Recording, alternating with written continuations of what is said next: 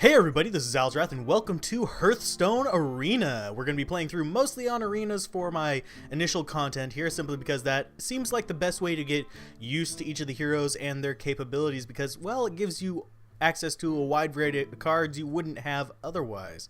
So here we have an opener of a priest, a rogue, and a warlock. I've seen the warlock played on various YouTube channels and streams, and I don't really want to pick that one just right off the bat because it seems like it's very combo based. That leaves it between the rogue and the priest, and going by my normal playstyle, I would prefer to play as the priest. So we're going to go ahead and just click that. Real complex selection there, but yeah. Rogue does have some abilities. We're going to pop it up, equip a 1-2 dagger. Not exactly the best option, but we're going to go ahead and go with the priest and go with the lesser heal.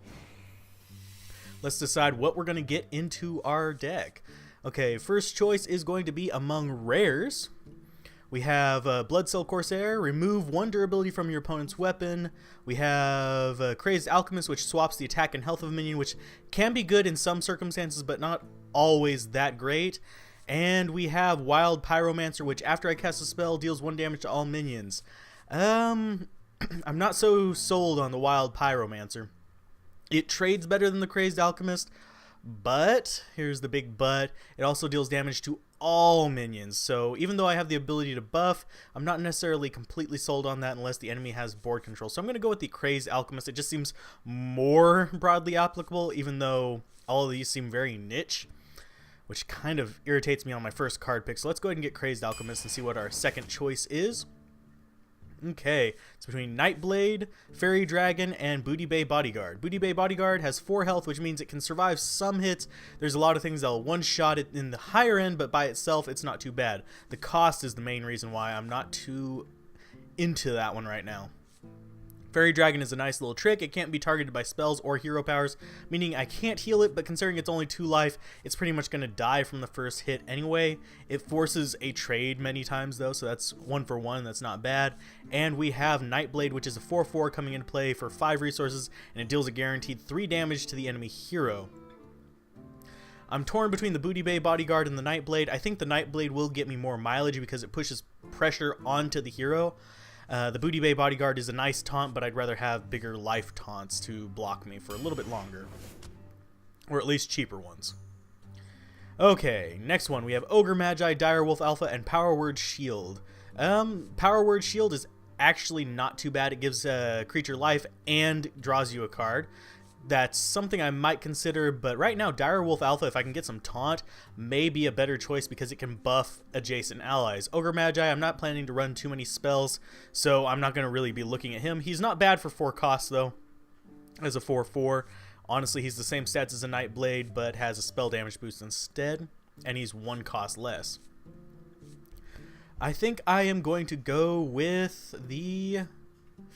This is a tough decision between the Power Word Shield and the Direwolf Alpha. I think I'm going to go with the Direwolf Alpha because you win with allies.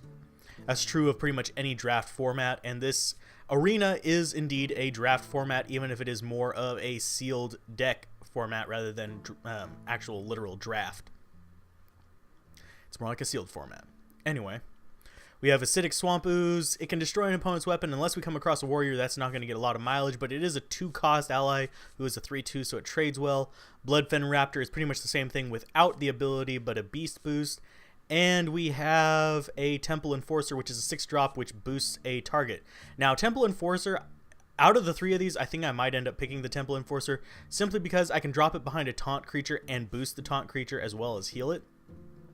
So it's definitely an option to throw in there, and it can take out pretty much anything. It doesn't really die to too many things, and it is a 6-drop. For that cost, it does pretty good, I would wager. As far as the Acidic Swamp Ooze, if I didn't have the Temple Enforcer here, it would be the choice simply because compared to Bloodfen, it has the extra ability that can sometimes come into use, and it's the exact same stats for the exact same cost. So we're going to go ahead and take the Temple Enforcer. We're getting a little heavier on the high end right now, so I may not want to stick with that. Mind Blast would be good for a finisher. We might pick some up later, but I don't really want to pick it up right away. This one's pretty much between the Raid Leader and the Booty Bay Bodyguard. I do need some taunt in here just to protect me because my healing ability will not keep me around forever. The Raid Leader is a cheap option though, not quite as cheap as Direwolf, but he applies to all allies. And it's just attack, it doesn't boost health, unlike a certain larger ally that I've used in the test runs. Now, as far as my experience with draft, I have only drafted once. This is my second arena on Hearthstone. So I'm going to go ahead. I'm torn between these two. I think I will take the raid leader because he allows me to make better trades. Okay, we have Mass Dispel, which is an amazing card because you have silence. You have the Questing Adventurer. Whenever you play a card, gain +1/+1. He's not too bad, especially if you drop him mid-game and drop other things immediately after him. And then we have Ravenholt Assassin, which can't be attacked or targeted until it deals damage. Ravenholt is not too bad. Honestly, if he was 1 cost less, I would jump all over that. But in this case, I'm going to take Mass Dispel because it gets rid of Taunt and a few other effects on the enemy, such as, yeah, whatever. We'll take the Mass Dispel. Next pick is between Tauren Warrior, which has a Taunt and it has an Enrage of +3 attack. Only has 3 life. It is a 3-drop though. Voodoo Doctor, not too good because we already have our ability. And Ancient Brewmaster, turn a friendly minion from the battlefield to your hand. He's a 5/4 for 4 resources. It's between the Tauren Warrior and the Ancient Brewmaster. We do need more low-end cards because we are getting a little heavy here on the top end compared to what we have in the low end. Still, it's early on in the pick, so we have some freedom here. As a 3-drop or a 4-drop. I think I'm going to go with the Ancient Brewmaster. Maybe we can pop back a taunt creature we get. Okay. Here we have Divine Spirit, which isn't too bad if you have large creatures. Currently, we're not looking at too many big guys. I think the only really big guy we have is the Temple Enforcer. The Frost Elemental will give us more time. The Armani Berserker is not bad. As a 2/3, 2-drop with an Enrage ability, he does really well in the 2 slot against other 2 opponents because most of them only have 2 attack except for things like Bloodfin Raptor. If you can get him out first, he's extremely dangerous. I think between this, it is between the Armani Berserker and the Frost Elemental. I'm going to take the Frost Elemental for a little bit late game control and hope we get some early game control effects here. Silverhand Knight is very nice. It gives you an extra creature on the board. Basically, it's 6 attack and 6 life for the cost of 5, which is a really good deal. It gives you 2 creatures as well, meaning that you can't just wipe out one and get rid of all that offensive ability. The 2/2 can be used to trade for stuff. It's not bad. The River Crocolisk is a second choice. The Divine Spirit is popping back up again. It's like it's saying I should pick that, but I'm going to go ahead with the Silverhand Knight. We want more dudes. Let's see. We have Pint-Sized Summoner, Mana Wraith, and Sun Fury Protector. Sun Fury Protector gives adjacent minions taunt, which would solve a bit of our taunt problem. We could drop it in on the middle of some small guys and let them take the hits. We could drop it next to a big guy and another small guy. And just a quick taunt wall, which isn't too bad. We have the Pint-Sized Summoner, which isn't too bad either. First minion you play each turn costs 1 less, which is very nice because it can reduce the cost of some of these big guys that we have building up. And Mana Wraith we're not going to really play with. I'm not quite experienced enough in the game to be messing around with enemy tempo extensively as part of my play, especially whenever it affects my own tempo as well. So we are not going to be jumping on the Mana Wraith wagon just yet, but we may in the future. In this case, I'm going to go with the Sun Fury Protector. 2 cost, 2/3 that gives other minions taunt, so she sticks around. So not too bad. Frostwolf Grunt, not really sold on this card. It's 2 cost, 2/2. It just trades out with pretty much anything here. Holy Smite is pretty good early removal. I wouldn't really want it later on, although it can be used as a finisher. Bloodfen Raptor is a 3/2, so it trades, but in this case, it's between the Bloodfen Raptor and the Holy Smite. Holy Smite does provide some removal, and it's really, really dirt cheap. So I'm thinking I will go with that because it's just a little bit more present. Circle of Healing is a free 4 health to all minions. Chances are I won't be using that because it's just not what I need. We have Archmage here who's a 4/7. He has some staying power and he boosts spell damage, but right now I'm not looking at a lot of spell damage as all I have is Holy Smite. Stormwind Knight is kind of one of the weird charge characters that has a low attack and a high health, so he can be used as kind of a trick. It's between the Archmage and the Stormwind Knight. I don't really want to bother with the Circle of Healing because I have plenty of healing in myself and chances are I'll come across more. So in this case, I think I want to take the cheaper guy just to keep my cost curve from going up too high. Although I could take this and just focus on low guys from here on out. No, I'm going with the Trick of the Stormwind Knight. Okay, we have Corehound, which is just a big nasty. He's just a big dude that they have to take care of right away, and he trades with pretty much anything that will hit it. That's 9 damage coming back at them should they attack it. We have another Silverhand Knight here, which would be nice in the 5 slot, and we have an Argent Squire, which has Divine Shield, meaning it will pretty much stick around for a decent amount, dealing its 1 damage per hit. Honestly, I don't like Argent Squire that much. I prefer the creature that gives Divine Shield to another one in play, so I'm going to go ahead and go with the Silverhand Knight, keeping our curve kind of around the mid-range. Here we have a Wisp, which is kind of an interesting creature. It's a free creature, so we can drop it out on turn 1, and it's a 1/1/0 cost. It does thin out our hand, though. We have the Raging Worgen, which is 3-drop. If it can survive, it gets Wind Fury and +1 attack, meaning it can throw 8 damage really, really hard, really, really fast, meaning it is a target. So that's not too bad. We have 0 cost things here that are not a bad thought, although with this, I'm going to go with the Raging Worgen simply because it is the better guy, not so much because it's cheaper or anything like that. Holy Nova. I haven't seen that card before. It deals 2 damage to all enemies, restores 2 health to all friendly characters.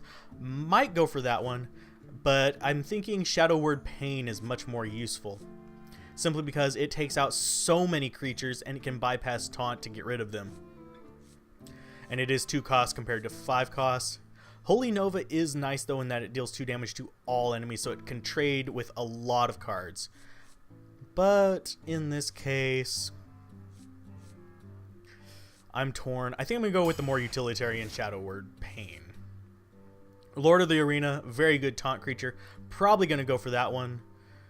And Thought Steal is interesting, although considering that we don't know what we're going to run up against, it's not really that reliable. It'd just be a fun card to play with.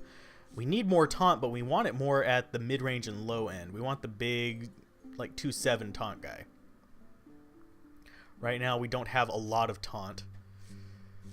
I'm actually going to go with Thought Steal. I'm going to see what I can pull off with that, see if I can pull something interesting. We have another Thought Steal here. We have a Fen Creeper, which is actually a lot better taunt guy as well. He doesn't really trade very well, but he has the life to stick it out.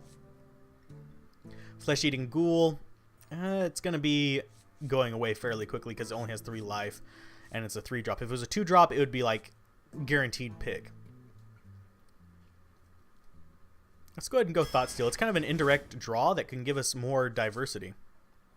We have Mind Control here, which is just, for its effect, is too expensive, but it could be very useful against certain enemies. Ironbeak Owl, 2/1, 2-drop, silences an enemy. Not a bad late game card. I wouldn't really throw it in early game, because you're not going to run across many things that are able to be silenced. And you have Southsea Deckhand, which is just a 1-cost 2/1, which is a bit of a waste for us because we don't have any weapons. It's between the Ironbeak and the Mind Control. We need to move our curve down a little bit, but I'm going to go ahead and take the Mind Control. It's a good late game card. We have a cheap taunt. We have a 4/2 stealth. The Jungle Panther I actually might take because it is a 3-drop and it just takes out anything that's near. And we have the Raid Leader again. Out of these, they're both 3 costs. I'm going to go with the stealth guy, simply because he gives me the ability to flip the board a little bit. Imp Master, I actually could use this with my ability. I might end up taking that and trying to hide it behind some taunt. We have Argent Commander, which is a 4/3 with charge and Divine Shield, so whenever it comes into play, it ignores the first hit against it. And we have Mass Dispel again. It's between the Imp Master and the Mass Dispel. I think I'm going to go with the Imp Master simply because it can pump out little imps, and I can just keep healing it each turn. And it's a 3-drop too, with 5 health, so it'll stick around. We have another opportunity at Holy Nova. Did we pick up the other one before? I don't think we did. No, we didn't. Picked up something else instead. Novus Engineer just doesn't stick around to keep the board present. The draw a card function of it is pretty nice, but I don't really want to go for that. We're going to go for the Holy Nova. Our curve is looking really, really wonky, so that's going to bode bad for us in the combat. The Stormpike Commando is nice, but it's not great. It's a little expensive. If it was 4 cost, I'd say auto include, but as a 5 cost, it comes out a little bit late, so that 2 damage doesn't really guarantee a flip of the board, but it does guarantee that it actually gets some mileage. Here we have the Tauren Warrior. That's a 2/3 with Taunt and Enrage. It's 3 costs, though, so that means that there's going to likely be things out that can kill it. If we had a ping ability, that would be amazing, because it would become a 5/2. As far as our choices here, let's go ahead and go with the Tauren Warrior. We just need more taunt, guys, period. Get another Thought Steal. We could just build a deck around stealing our enemy's cards and just playing their deck. That'd make our deck just basically as strong as theirs. Have another Tauren Warrior, and we have a Abusive Sergeant, which is a 1 cost that gives +2 attack to a creature this turn. Not too bad mid-game, because it can turn a creature into a good trade, but by itself it just doesn't stand very well. Let's go ahead and go with more Thought Steal. I want to see what I can do with... We get more of them. I'm going to see... We could just duplicate the enemy's deck. We have 3 of those now, so that's pushing it a little bit. Not too reliable of a play. Youthful Brewmaster, not too great. It's a 3/2. And we have the bigger Brewmaster here with the 5/4. Let's go ahead and get another Thought Steal. I don't really like the Brewmasters that much because while they're good for taunt creatures, they don't really do much for you. That guy's a 3/3 taunt, not really that great. Let's go ahead and Divine Spirit. Maybe we can get some of these taunt guys up a little bigger. Battle Cry, return a friendly... Nothing really amazing here. This guy, I don't really like that much. Well, this girl, it's a female. It's Dragonling Mechanic.